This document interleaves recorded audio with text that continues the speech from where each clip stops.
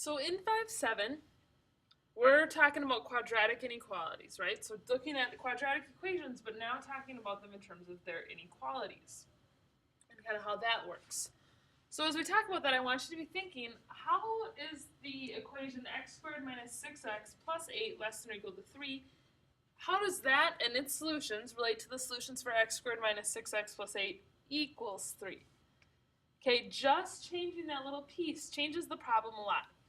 First of all, before we get started, let's just take a second and talk about how we would actually graph this. What does this look like as a graph? Well, if we throw back and think about, this opens up, right? And negative b over 2a, negative 6 over 2a. So it has an axis of symmetry at x equals negative 3. Excuse me. At positive 3. Right, I screwed up the negative b over 2a. Then, my vertex, 3. And then I have to value my function at 3.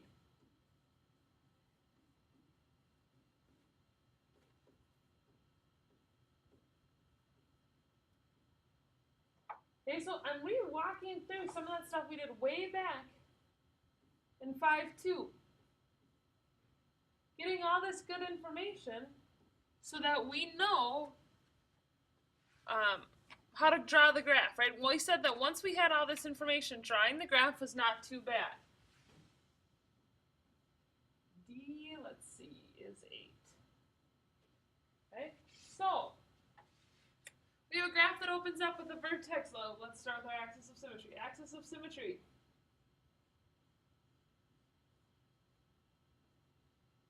Vertex, negative 3, 1. Excuse me, 3, negative 1. And then our y-intercept is up here at 8, which means I have another point up here at 8. Which means my graph looks something like this.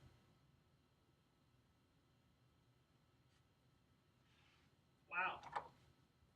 My graph looks something like this, and I drew a solid line. Why did I draw a solid line? Because of that piece of information right there. That told me solid line.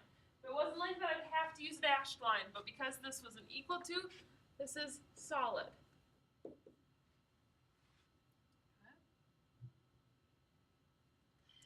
Then I need to shape, because this is a less than, right? And so I have to account for the fact that there's lots of points that would work.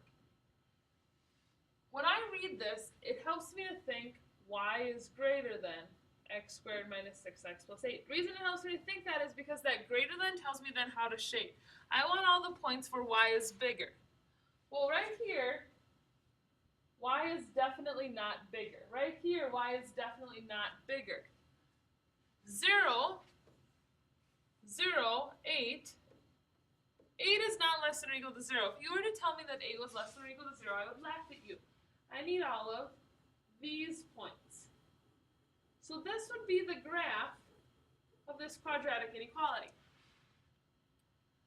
Now, when we first started talking, I didn't ask you about this particular inequality, though I asked you about an inequality that was less than or equal to 6. So instead of less than or equal to y, we talked about it being less than or equal to 6. And when we do that, we have some different ways we can solve that, okay? So let's take a look at that real quick. Okay, so when we want to solve this with graphing, this x squared minus 6x plus 8 is less than or equal to 3. I don't know why I kept saying 6. Less than or equal to 3, we have to talk about it in a little bit different way. What we're going to do is we're going to graph two equations. We're going to graph, because our calculator lives in y equals form, we're going to graph y equals x squared minus 6x plus 8. When we start to look at that, that is the graph of the parabola in this picture. The line in this picture is y equals 3. Okay. So we draw the graph for both of them. We graph each side. And what we want to identify is where are the points where the parabola equation, can almost call that y1, and the other side, y2, where is y1 less than or equal to y2? Well, I'm starting to see that with that red little drawn in part on the parabola. There are a whole bunch of points starting right here, coming down, turning around and going back up, where x squared minus 6x plus 8 is less than or equal to 3. Up here, way greater than 3. Up here, way greater than 3. But in this range right here, we are less than or equal to 3. Okay? So, we need to figure out what those points are. We've talked a little bit about how to use the intersection key. Where do they intersect? And find out where those intersect, and that's going to give you some points. Okay? But there's another way to do it. Above the graph key on your calculator, there's a key that says table, and if you click that, you're going to get a table of values. And in that table of values, you're going to get values from each equation. So this first equation, that's our x squared minus 6x plus 8. And our second one, that's where it's just 3. And so if you have that table, you can start to see where is y1 less than or equal to y2. And that'll start telling us our values for x. Right here, when x is 1,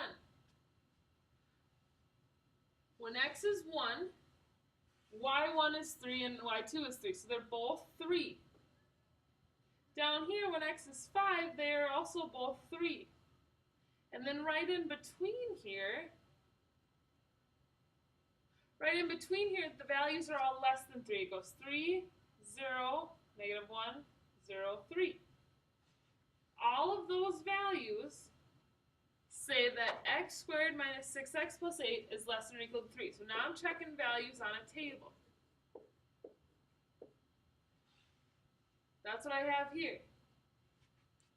So with that table, I need to know the x values where that happens. Well, the boundaries are 1 and 5. When x is 1 and when x is 5. And I want all of the points in between there. So that's my solution. That's my solution by graphing. Okay, that's the coming up with the solution with graphing. And if you want to take a closer look at this, page 367 in your book would be another great place to check that out. Page 367 has some more good information on how this works. Okay, you got to be able to use that 84 to your advantage. Okay. So that's solving with graphing. There's another way to solve. We can solve algebraically, and that's the second example I want to show you. So here's graphing, where you plug it into your calculator, come up with those critical points of where it exactly equals, and then look for the less than points. And then, as your answer, write the inequality. So how can we do this a different way and solve it with algebra? Okay, there's 5 steps that we need to take. Here's the first one. The first thing we do is we write the related equation. And all that means is we drop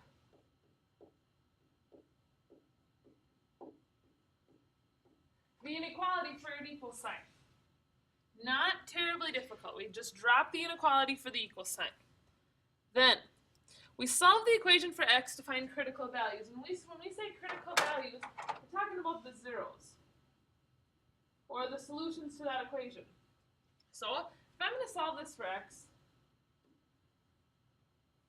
first of all, obviously, I'm going to clear that out of there.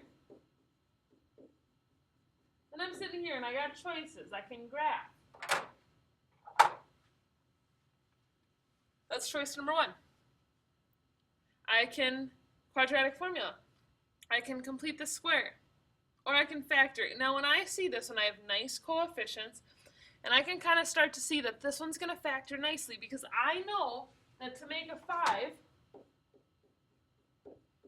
plus 5, I can use minus 1 and minus 5. And that'll give me that negative 6 that I'm longing for in the middle. Negative 1x, negative 5x, boom, negative 6x. So I'm going to keep solving.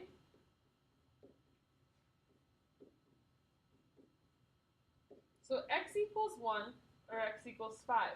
Those are the critical values. That is where the that's where the equal to part happens. That's where x squared minus 6x plus 8 exactly equals 3. When we looked at the graph just a second ago, that's where it was exactly equal on the graph. That was the intersection points. Okay? here's the next thing. We want to plot those critical values on a number line. Okay? That's what makes this a little bit different. We want to plot these on a number line.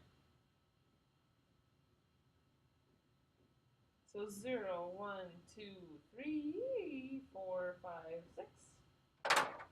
So I need a point at 1, and I need a point at 5. That's where it exactly equals, but I don't want where it equals, I want where it's less than. Now if you look here, I have 3 intervals. I have negative infinity all the way up to 1. I have between 1 and 5, and I have 5 to positive infinity. So I have interval here, here, and here. I've made 3 intervals, and what I want to do is I want to test a number from each interval. And I want to see if it works or not. So right here, I want to test 0. So I take 0 out of that left interval. 0 squared minus 6 times 0 minus 8. Well, that's a plus 8. I think I've screwed that up 1,000 times so far. So that's 8. That equals 8. Is 8 less than or equal to 3? No. We're not done. So this interval is a no-go. Let's try another one. Let's try 3. 3 squared minus 6 times 3 plus 8. We actually did this when we calculated the vertex, but 9 minus 18 plus 8, well that's negative 1. Is negative 1 less than 3? Yes, it is. So for sure, we need the points in this interval. Let's check over here. Let's check 6. 6 squared minus 6 times 6 plus 8.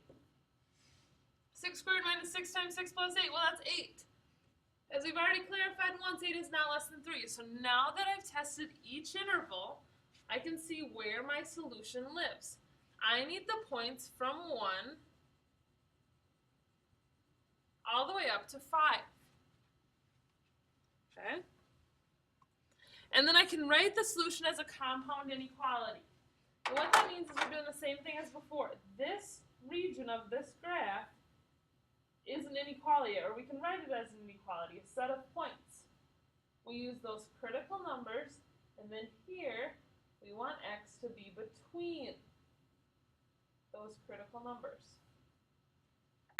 That is our solution. Before, when we were solving this before, the solution was x equals 1 or x equals 5. Well, now it's a little bit different. Now actually x can be anything between 1 and 5. Okay? If you want to know more about this, there's more examples of this on page 368. If you want to take a closer look, page 368 is the place to go. Okay, but solving graphically with our graphing calculator and looking at where we are above or below a particular line, and then solving algebraically where we use our solving skills to come up with the answer. We got 2 options here for solving quadratic inequalities.